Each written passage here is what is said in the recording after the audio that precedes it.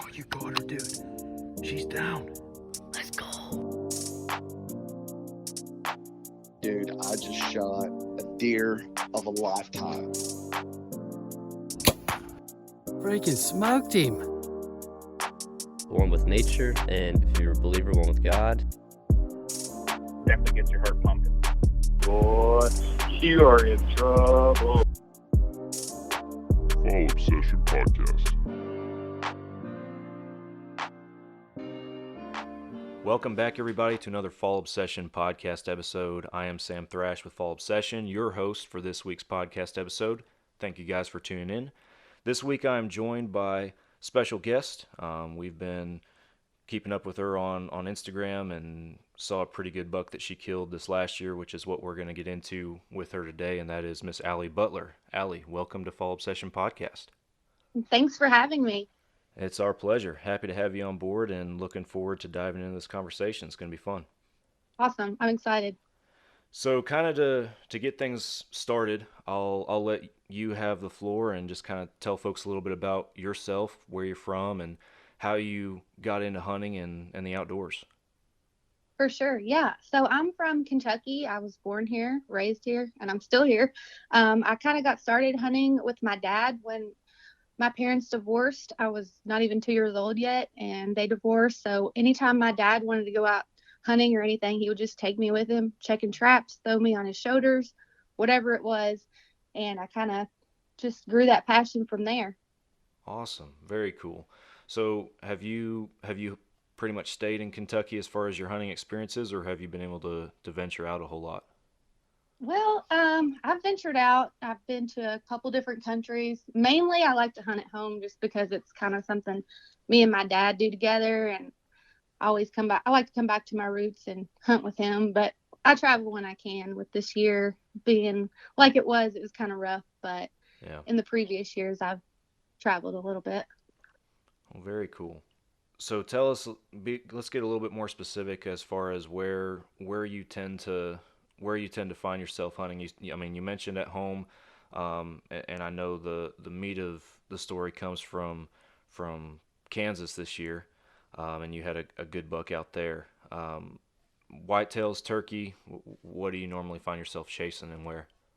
Yeah, so I started whitetail hunting. That's kind of what grew my passion for the outdoors.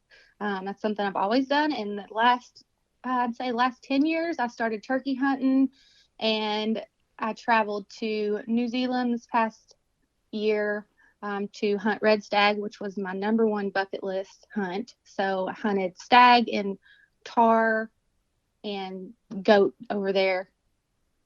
And then I've been to Mexico. I went turkey hunting down there, and I killed a mule deer as well. And then Canada a couple times as well. Wow, very impressive. Mainly waterfowl. Yeah. Very cool. Yeah, for somebody who likes to hunt close to home, you do get around. Yeah, well, over the years, I guess. Yeah, absolutely. So before we dive into, because anybody that follows you, and I'm sure there's some of your followers and friends online that are listening to this episode, anybody that follows you knows that you killed a really nice buck in Kansas. And as I've already mentioned a couple times, that's what we kind of want to get into and talk about that hunt on this episode. But you also have a pretty big following of your own on social media and in the hunting community. Over the years, how have opportunities come along to help you gain that following and be able to travel around and hunt all these different places? Yeah, so a lot of my friendships have also been built over Instagram or Facebook, any kind of social media. It kind of links me to other girls. And there's been a lot of like girls' hunts that different ladies have put together that I've been included on, and it kind of branches from there. I've met several different outfitters and females in the industry. So, I mean, anywhere I go to hunt, it pretty much links back to social media. So it's really helped me branch out from just hunting in Kentucky. Very cool. Now, I have this as a question I wanted to ask you. Actually, it's later on down my notes for this episode. but I think it's more relevant looking at it now. And that is, how did you get into bow hunting? Because the deer that we're going to talk about today, you killed with a bow, I believe. Yeah, yeah. So, So how did you get into archery and bow hunting? I just kind of did it, honestly. Like I have always been a gun hunter. Growing up, my dad didn't bow hunt, so I never really was interested in bow hunting. And then the more I kind of grew in I guess the more that I saw people doing it, I wanted to try it. So I tried it out and I loved it. Actually, I'd rather bow hunt than gun hunt now. And I love bow fishing as well. So it's just, I don't know. I don't know if it's the challenge or what, but I love it. It, I'm definitely hooked. yeah, it's. I always look at it as a challenge and just a passion. You just find those things in life that you're passionate about and that you know that are unlike anything else. Because I Right. mean, for me, I grew up gun hunting and then just ended up. My dad wasn't a bow hunter, so I just ended up trying it one day, kind of like you, and got hooked from there. So it's just one of those things that once you, I know everybody said it, but once you start it, it's hard to give it up. So Right. Yeah. And I don't even have to be hunting something. I can just be out in the yard practicing and I'm pretty content. It's just something I like to do with family, just shoot bows on the weekends and grill out. absolutely. And So let's get into this story of this big deer, and we'll kind of kick off some hunting stories with that one right there, because this was uh, at least from our observation a very impressive whitetail buck that you killed this year in Kansas. yeah. So I decided to take this trip to Kansas with some friends and I showed up. And the day I showed up, there was actually a buck on trail camera when we had pulled the cards. He decided to show up whenever the snow, I think it was the first day it snowed. I don't know if it was the first or second day that it snowed. He was on trail camera and there was snow in the background. So I decided to name him Snowflake after seeing the pictures of him in the snow. And from there, I would just keep an eye on him. And the next morning, I decided to hunt him. Of course, he didn't show up. So I took a break and hunted a different spot that afternoon. And he decided to show up, of course, the evening that I'm not hunting there. Um, So the next morning, I decided to hunt back there. And then the same evening, I hunted there, and he stepped out like he didn't have a clue that I was there at all. He didn't even look up at me, not once. A little buck followed him, and then they were just tickling horns in front of me. It was just so awesome to watch. And there was a couple doe in the field to my right, but so it was kind of a challenge pulling back my bow with that many eyes on me, but I managed to do it. I managed to turn my GoPro on, so I self-filmed the whole thing, and I drew back, and I really wasn't in any hurry. I really wasn't nervous, surprisingly. I got a steady shot at about 25 yards and let an arrow fly, and it stuck him a little bit low and a little bit back, but he didn't run probably 70 yards. Wow, that's awesome. Now you're in a tree stand, is that correct? Yeah, so yeah, I was in a tree stand, yep, and a cedar tree. Gotcha. So going into this hunt, did you have any idea that this kind of deer would be the size or the caliber of deer that you'd be looking at? Yeah, I mean, I knew that there was big deer in Kansas, so that's why I put in for a tag, and luckily I was drawn. Um, I wasn't going to shoot anything less than 140, so I kind of had my eyes out for something like that, and he ended up scoring 152 and 5/8 after we let him dry for the 60-day period. I Right. believe it's 60 days. So you were looking for a good mature a big deer. I mean, I consider 140 plus a big deer personally. So Yeah. so you were looking for a good buck. When you were talking earlier about pulling those cards and seeing them on trail cam, were there other bucks that were of the same caliber? What I'm getting at is what made you decide that he was the one you wanted to hunt? I gotcha. So obviously I want a mature deer. It's more important to me than, size or whatever. But when he stepped out and I just seen that trail camera picture, like the outfitter that I was hunting with had no pictures of him, and I was like, okay, I want to hunt him. He was just unique. He kind of just, his antler kind of looks like a snowflake. If you've seen it, it's on my Instagram page too. You can check it out. It's real white and just, he's just awesome. Like, I just knew that I wanted to hunt him while I was there. I only had 4 or 5 days to hunt, so I wanted to try to make it happen within that period, and I just feel like he showed up just in time. So what was your reaction after shooting a deer like this? Obviously I was jittery and shaking and excited. First person I called was my dad, as always, but he was just as excited as I was. Is this your biggest deer ever so far? No, this is my biggest deer with the bow. Awesome. I killed actually it kind of helped me with my career. I killed a 187 back in 2015 on our farm here in Kentucky. Oh wow. Well, I may ask you about that hunt here in a little bit if that's all right. Sure, yeah. But That definitely is my favorite hunt of all time. So we can talk about that for sure. yeah, we'll get into that here in a minute for sure. But to wrap up your Kansas story, you shot this deer, you're excited, walking up on him and getting your hands on him for the first time. I always like to ask folks this is what were your thoughts when you actually laid hands on him for the first time, and was he what you thought he was? Yes, absolutely. He was everything I thought he was for Awesome. sure. And I had great friends with me walking up on him, so that just made that memory so much better. Um, I think there was 5 or 6 friends with me, and we just celebrated right there in the field, and then took him back to the lodge and celebrated some more. That's awesome. Very cool. Awesome buck, and even cooler to have that be your first buck with a bow. That's For or your sure. biggest buck with a bow, excuse me. Yeah, my first Kansas buck First ever. Kansas buck. Mm-hmm. Very cool. Well, I have a couple other points that I want to hit with you and want to talk about, and you just brought one up that I didn't have in my notes, but I want to hear about this 180 class buck that you killed in Kentucky now, because that's a stud anywhere you go. For sure, yeah. It was it was crazy, really. My uncle had been after this buck. I guess we had pictures of him 3 years prior, I believe.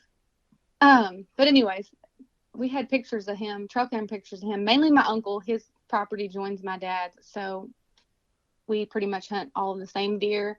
And he actually drew back on him with a bow. I believe it was 5 days before gun season came in. And then gun season comes in on a Saturday. And I was hunting, of course, all day Saturday. And then I was in my evening hunt on Sunday. And I was hunting in a homemade stand. You know, you had to climb the branches and you're sitting on just a board, Yeah, kind of out in the opening. yeah, I've been That was there. the old school days, I feel like. Yeah. But I was hunting that evening. You know, I had kind of done given up for the day. I know that's not not really what you want to hear, but and then out of nowhere comes a doe busting out. I guess it was like, I'm trying to think, 250 yards out. I believe when I shot him. Let's see. Let me finish the story. So she comes out, and then he's following right behind her, and I didn't even have time to look and see which buck it was. Back then, I wasn't near as picky. I just knew it was a shooter. I pulled the trigger and dropped him, and we counted it out to be 240 yards with my 30-06. Wow. After I was hunting alone, and my dad, I had heard him shoot like, I guess he was hunting like probably like 1,000 yards to my left, and I heard a shot over there, so I knew it was him. And he come to pick me up at dark, and I was like shaking still because this was like an hour after I shot him. And he's like, "Hey, did you get one?" You know, he had no idea that it was that buck. And I was like, yeah, I got a nice one, I think. And we walked out there, and he just started like crying and crying. He like picked me up and hugged me. It was just crazy. And he was like, "You killed Booner." We nicknamed him Booner. And he was more excited than I was, which I didn't think it was possible. But yeah, that was definitely a buck of a lifetime for sure. And to be killed on our property, that's pretty awesome. That is awesome. So you guys have your own hunting land there in Kentucky then.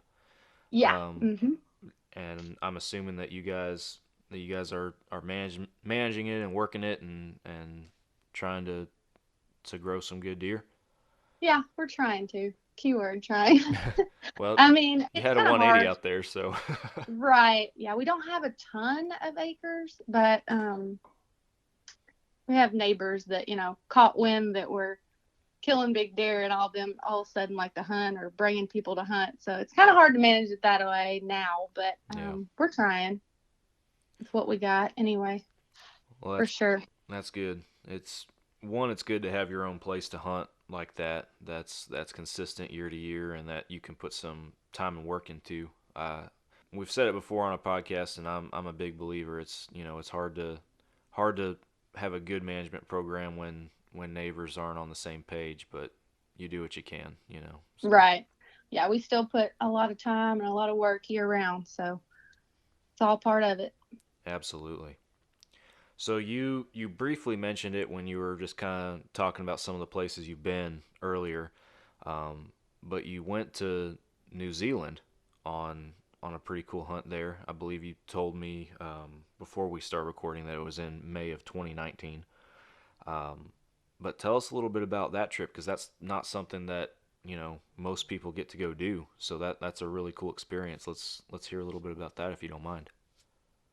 Yeah, so obviously red stag in New Zealand has been the top of my bucket list forever. And I started working for or filming for this company called Extreme. They were actually filming a show for Jeffrey Earnhardt, which is a NASCAR driver. The show is called Earn It. So we were out there filming for that, and we were hunting red stag and Arapawa sheep and tar in the mountains, which was the most exciting hunt of all of them, really. But yeah, it was a cool time. I obviously got a stag, a nice stag, and it was a cool experience for sure. The tar was definitely the top experience, mainly because I'm scared of heights, and we were actually flying around in helicopters, and the helicopter would like swoop down and drop us on the side of the mountain, and like then we would shoot the tar, and then they would pick us up in the tar. So it was a rush for sure. Wow. Yeah, it was crazy. That's not something that you get to do every day for sure. That is awesome. I'll probably never do it again, but it's in the books. And when we were there, actually, we did what's it called? I'm blanking. Not skydiving, but when you jump off the side of a Oh, bungee mountain. jumping or something? Or Yes, okay. yeah, we went bungee jumping, and it was so scary. I almost didn't do it. I backed up several times. That's probably not something you'll ever catch me doing. I can say that. No, I'll never do it again. I do not recommend it, but Well, an awesome trip. It sounds like some really cool experiences all the way around. And like you said, or not something that you get to do all the time. So very cool. right. So kind of to continue moving forward and through our conversation, you, as we mentioned before, you have your own following and everything in the outdoor industry. What are some of your goals as a huntress and an outdoors woman moving forward in the hunting and outdoor industry? So the first thing, I just want to get more people involved, especially females and children. Um, so recently, I started my own podcast and apparel line called Piddlin' Outdoors and Piddlin' Outdoors podcast. So I just want to encourage more women and children to get outdoors, men too, but you just don't see women outdoors as much as they should. I just want to encourage them to just go for it, and that there's no wrong or right way to do it. I mean, there's no right or wrong gear. There's no right or wrong camo to wear. Just use what you got and go try it out. It can't hurt anything. I mean, when I started out, I wore old army camo, and here I am. Absolutely. It doesn't take much to get started, and having influencers, whether it's a family member or somebody like yourself that the other folks are watching online, to encourage people and push people in that right direction. That's a huge part because I know we put a lot of focus at Fall Obsession behind getting kids and youth involved in hunting and everything. And that in particular doesn't happen without a mentor like figure, if you will. Absolutely. Yeah, I'm lucky to have, my dad that kind of got me into it, as I mentioned. But I will say I actually got him into turkey hunting. So it was the other way around. Oh, there you go. Yeah, he had no interest in turkey hunting at all. And one day I was like, turkey season's this weekend. We should try it. He was like, we don't even have the decoys. I'm like, I will get the decoys and we're going to go try it. So I drug him out there. I drug his girlfriend out there with us. And we all three went the first morning. Of course, I was the shooter and we shot one and we never looked back. We're hooked for life. So, you never know until you try it. And even if you don't like to hunt, I mean, getting outdoors, just getting out there, fishing, whatever it is. Well, it's a great goal for sure, and it's a good thing that you're using your platform, and then your Piddling Outdoors company to be able to hopefully better accomplish that goal. That's really cool. For sure. Thank you. So, turkey hunting, you got any plans or anything like that with your dad or anything for this upcoming season? Yeah, so I usually always hunt with my dad during turkey season. That's my main priority is hunting at home. With that being said, Florida season comes in late March, I believe it is. So I always go down there and hunt with my friend Sarah with Triple Crown Outfitters. She has a nice little outfit and can't wait to be down there with her again. Excellent. Yeah, we're quickly approaching those turkey hunting months and scouting prior to and all that. So I know myself included, a lot of guys are excited and ready to get out there. I'm hoping that's going to be a good year this year. Excited. I was fortunate enough to get my Grand Slam this last season, but this season, like I said, I want to focus more on getting it on film and just soaking in the experience, hunting back home with my dad and friends around here, maybe take a new friend that has never turkey hunted before, get them involved. Absolutely. I would encourage anybody to do that. Right. Yeah. If they get one, I know they'll be hooked. I mean, it's just a matter of being patient and luck. Well, Allie, some really awesome stories and some great experiences that you've had here in recent seasons. It's pretty awesome to hear about. I appreciate you sharing all that with us. Yeah, thanks for having me on the show today. Absolutely, our pleasure. But before we let you go, we're going to hit you with kind of our closing questions. Anybody we have on the podcast that is a new guest, we always try to ask these questions. So I'll dive into those here real quick if you're all right with that. Yeah, for sure. So the first question I have is, what is your favorite hunting memory and why? And I know you already talked about your 180-inch buck and that being one of your favorite memories. So if that's number one, then let's hear about number two as well. Okay. Well, number two would probably be the red stag. Not gonna lie, but just any hunt. Probably the first turkey I shot with my dad by my side. Just kind of encouraging him to get out there and hunt with me. I mean, now he hunts by himself turkey hunting and he's hooked. So anytime, any hunt with my dad, really. I mean, we went shed hunting yesterday. We walked about 3.5 miles and I enjoyed that, just being with him. Absolutely, for sure. And anytime outdoors with family, Right. especially with somebody that you've been hunting with for years. I know my dad got me into hunting as well, and so anytime I get to go out there and hunt with him again, which isn't as often as it used to be, but anytime I get to, it's always a good time. So that's Right. always Absolutely. good. All right, so the next question, what are some of your top bucket list hunts that you have not gotten to do yet? Definitely want to go to Alaska and hunt moose and brown bear. Those would probably be my top two. Awesome. Yeah, I've talked to a lot of people on this podcast that have mentioned going up to Alaska to hunt various things, whether it's moose or bear or caribou or anything like that. So it seems to be a dream destination for a lot of folks. Yeah, for sure. I will. That's definitely on the bucket list. So we'll see. Maybe one day. Hopefully it works out. I hope so. All right. Third and final question. what is a big, and we've already kind of touched on this a little bit, I think, but what is a big piece of advice that you have for today's bow hunters and bow huntresses who are trying to share their success and their experiences in the today's world of social media and the online hunting world, basically? Just give it a go. Just go for it. There's nothing holding you back. There's no reason you shouldn't try it out. I can't think of one. I mean, if you love it, you love it. If you don't like it, well, at least you can say you tried. Very well put, in my opinion. Thank you.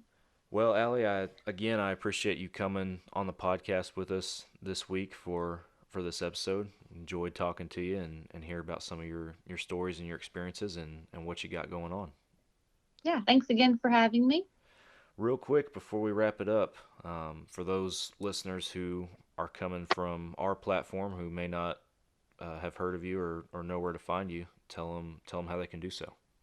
Yeah, so y'all can find me on Facebook, Instagram, TikTok, and YouTube.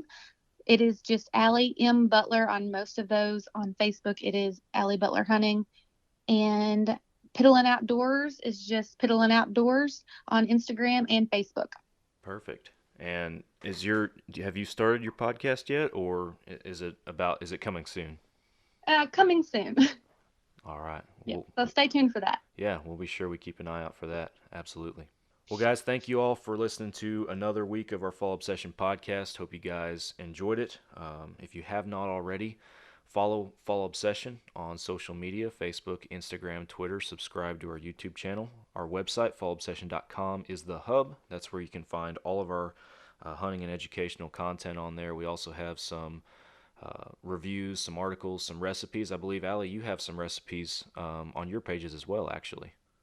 Yeah, so I actually have a highlight called recipes. You can just check it out from there. Awesome. Be sure to do that. I know you got some tasty looking stuff on there, so I might be stealing some recipes from you for my kitchen. That'd be awesome. So guys, go check us out, fallobsession.com/podcast. That is where you can find not only all of our podcast episodes, but you can also send us feedback. We really appreciate any feedback that you guys are willing to give. Also, for any of you guys interested in association with this episode, we are going to do a little discount on our online store. So if you go to fallobsession.com/store, you can order any apparel for 25% off with the code AllieB, and we'll get you hooked up that way. Allie, thank you again for coming on the podcast. I really appreciate it. Absolutely. I had a good time. Awesome. We did as well. Thank you. All right, guys. Thank you all for listening. We'll catch you again next week for another Fall Obsession podcast episode.